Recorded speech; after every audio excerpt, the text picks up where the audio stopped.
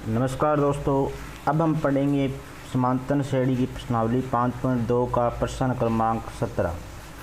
समांतर श्रेणी 3, 8, 13, 253 में अंतिम पद से 20वां पद ज्ञात कीजिए। हमें समांतर श्रेणी दी गई है और हमें इसका प्रारंभ से 20वां पद नहीं ज्ञात करना है, अंतिम पद से 20वां पद ज्ञात करना है।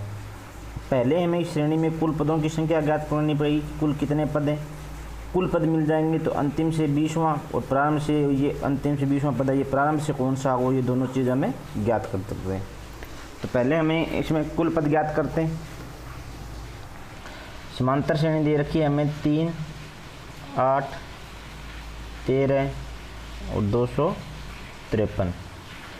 यहाँ हमारे पास प्रथम पद ए दे रखा है हमें 3, डी हमारे पास है क्रमांक 2 पदों में बाद वाले पद से पहले वाला पद घटा के हम डी ज्ञात करते हैं, तो ये है 5। और हमें ये पद का पता करना है कि ये कौन सा पद है, यानी एन का मान ज्ञात करना है। और इसके लिए हमें ए एन दे रखा है 253, एन का मान हमें ज्ञात करना है। क्योंकि हम जानते हैं कि समांतर श्रेणी की एनवें पद का सूत्र होता है ए एन बराबर ए प्लस एन माइनस 1 गुणा डी। अब यहाँ हम ए एन का मान रखेंगे। ए एन का मान हमें यहाँ दे रखा है 253, ए का मान है हमारे पास 3, एन का मान हमें ज्ञात करना है और डी का मान हमें दे रखा है 5। 3 इधर आएगा तो माइनस हो जाएगा और 253 में से 3 माइनस जाएगा तो 250 बचेंगे। इधर 5 को एन से गुणा करेंगे तो 5 एन और माइनस का 5 इधर आएगा प्लस हो जाएगा, तो ये बन जाएंगे 255 और दाईं तरफ बचेगा हमारे पास 5 एन। अब 5 है वो एन के साथ गुणा में है, अगर ये इधर आएगा तो भाग में आएगा और 255 में एन का भाग देंगे तो हमें मिलेगा 51 बराबर एन या फिर एन बराबर 51। यानी इस समांतर श्रेणी में कुल 51 पद हैं। अब दोस्तों समझें कि हमें पूछ रखा है कि अंतिम से 20वां पद, ये हम समांतर श्रेणी मान लेते हैं।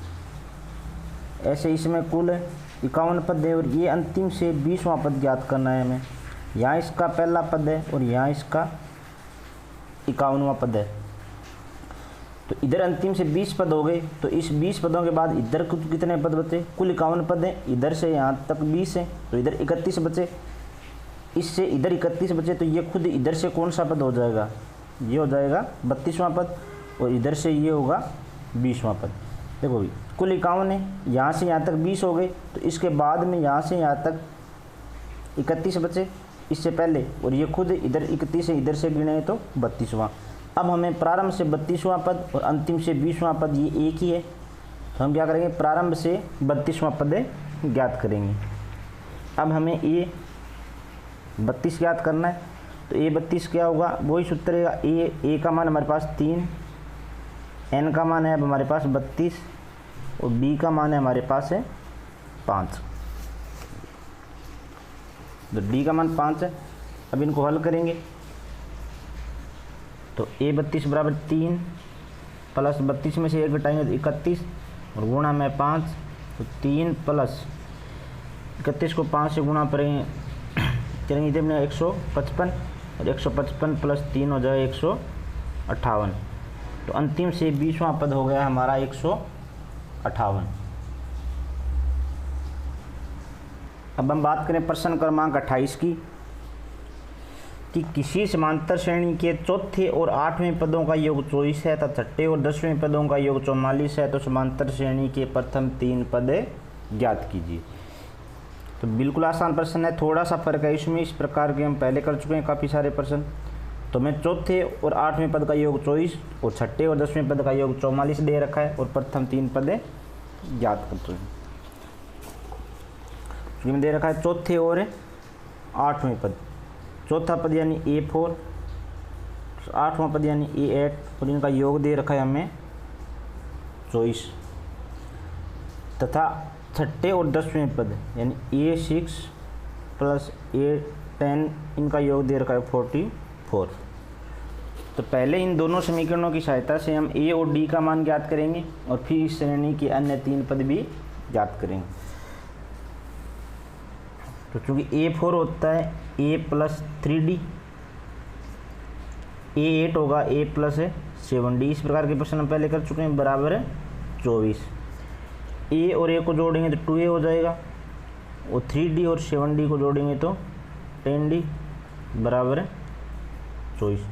पूरी समीकरण में 2 का भाग जा रहा है, थोड़ा आसान बना लेते हैं इसको। 2 का भाग देंगे, 2 से 2 कैंसिल, 10 में 2 का भाग देंगे तो 5, और 24 में 2 का भाग देंगे तो 12। ये कोई हमारी समीकरण नंबर 1। इसी प्रकार इसको हल करें तो a6 होता है a प्लस है 5d, a10 होता है a प्लस है 9d बराबर 44। ए और ए हो जाएंगे 2a,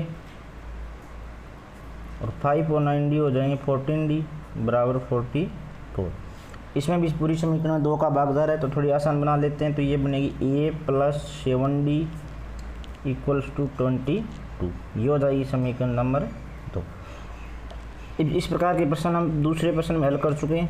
समीकरण 1 में से समीकरण 2 घटा के d का मान ज्ञात करेंगे, और यहाँ से हमें जो d का मान प्राप्त होगा वो समीकरण 1 में रखेंगे तो हमें a का मान प्राप्त हो जाएगा, और फिर इससे हम समांतर श्रेणी के अन्य पद ज्ञात कर लेंगे।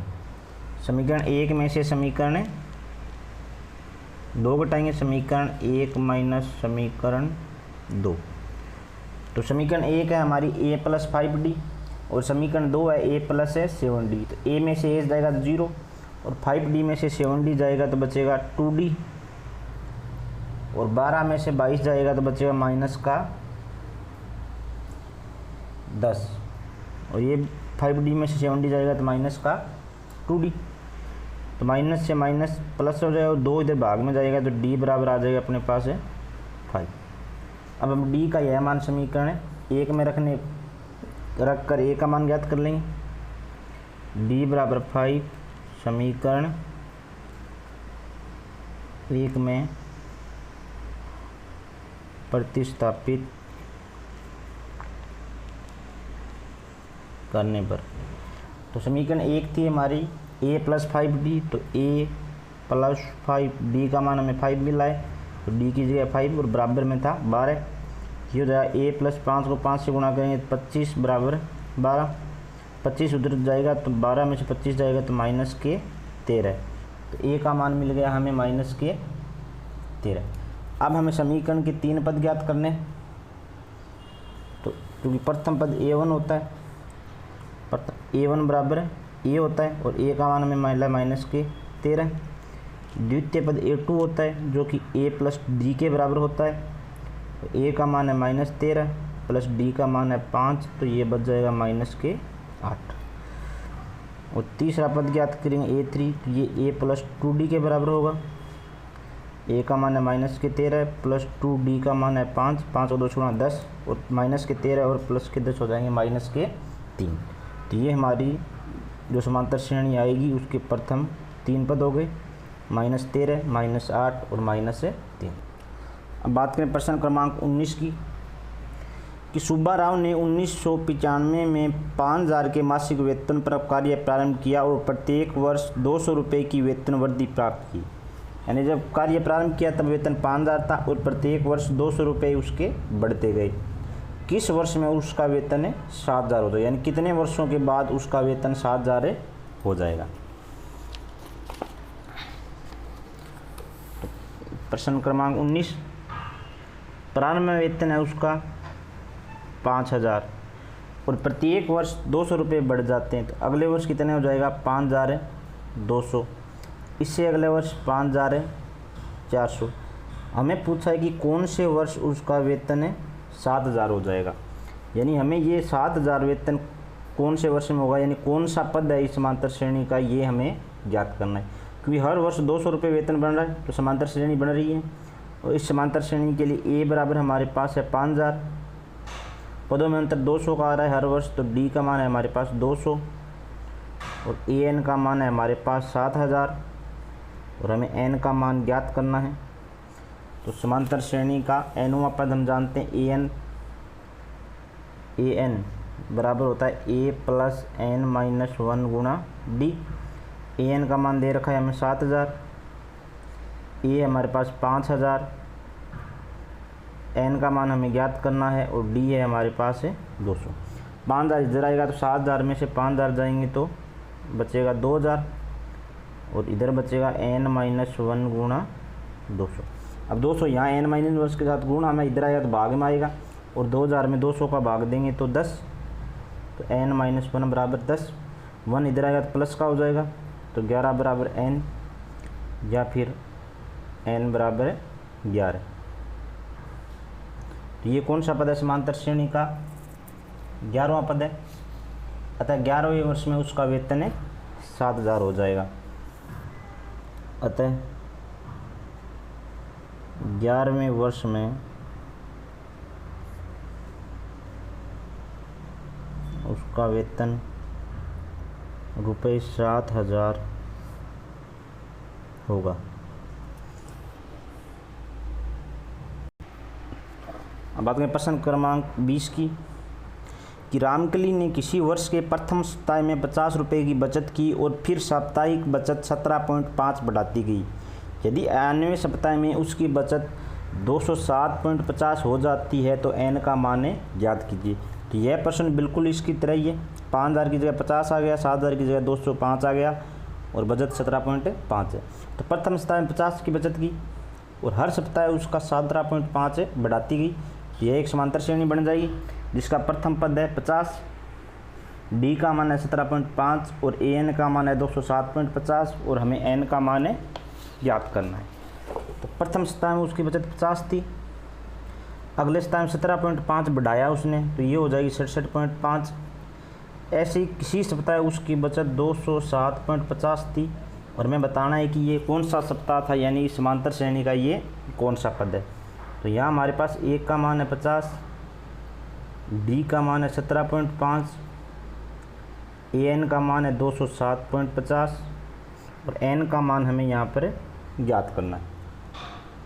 तो चूँकि हम जानते हैं कि समांतर श्रेणी का nवें पद का सूत्र होता है a प्लस n माइनस 1 गुणा डी, जहाँ ए एन का मान हमारे पास है 207.50, ए का मान है हमारे पास 50, एन का मान हमें ज्ञात करना है और डी का मान है 17.5।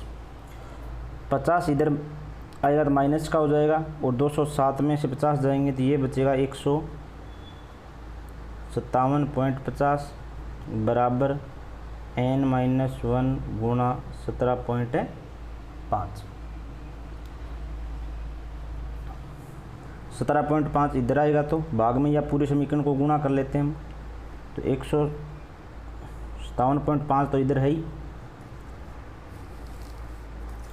और 17.5 का n से गुणा करेंगे तो ये हो जाएगा 17.5n और माइनस 1 से गुणा करेंगे तो 17.5। 17.5 इधर आएगा तो प्लस हो जाएगा और 157 प्लस 17.5 हो जाएंगे 185। ये 17.5 इधर माइनस का है, इधर आएगा तो प्लस का, तो ये हो जाएंगे 175 बराबर 17.5 गुणा n।